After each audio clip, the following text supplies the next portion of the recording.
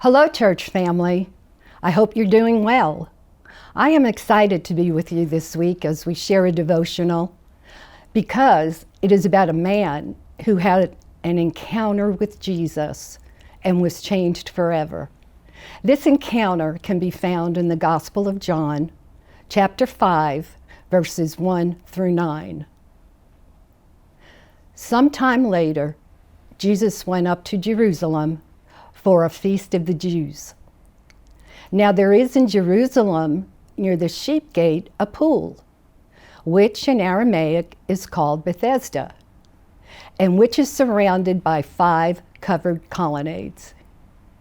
Here a great number of disabled people used to lie: the blind, the lame, the paralyzed. One who was there had been an invalid for 38 years. When Jesus saw him lying there and learned that he had been in this condition for a long time, he asked him, "Do you want to get well?" "Sir," the invalid replied, "I have no one to help me into the pool when the water is stirred. While I'm trying to get in, someone else goes down ahead of me." Then Jesus said to him, "Get up, pick up your mat, and walk." At once the man was cured. He picked up his mat and walked. Do you want to get well? A foolish question at first glance. Who wouldn't want to get well?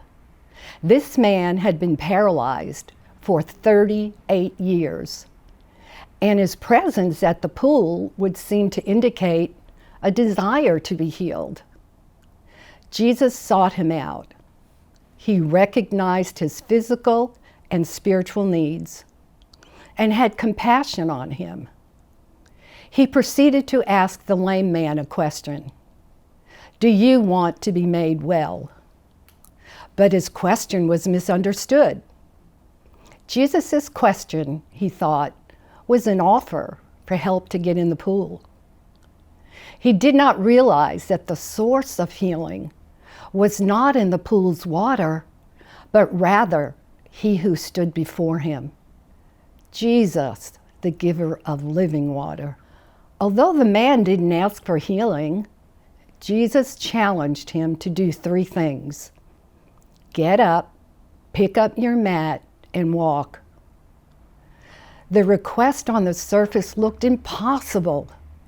The man was physically incapable of getting up on his own. But he had to make a decision. He could continue to live as a beggar, a life to which he'd become accustomed, or he could accept the unknown, new life Jesus offered. He took action and relied on Jesus' word and not the water in the pool.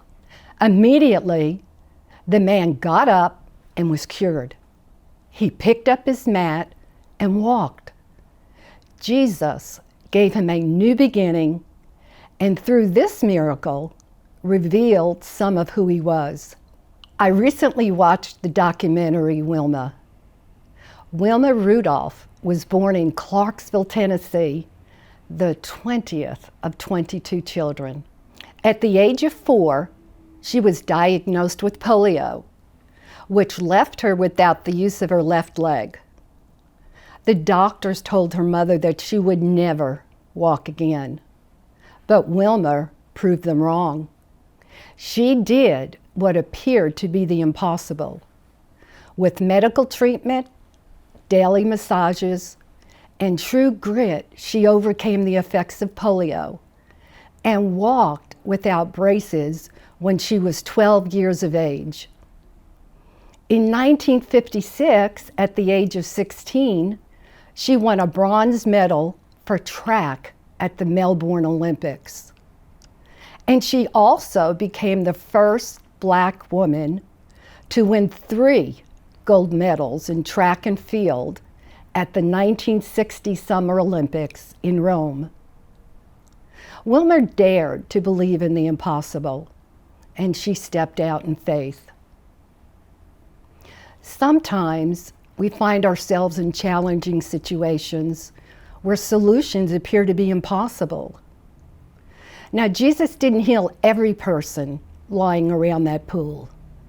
However, we can be assured that he saw every person gathered around that pool. So even when our challenges remain, God hears us, understands us, and provides the strength and comfort needed to help us.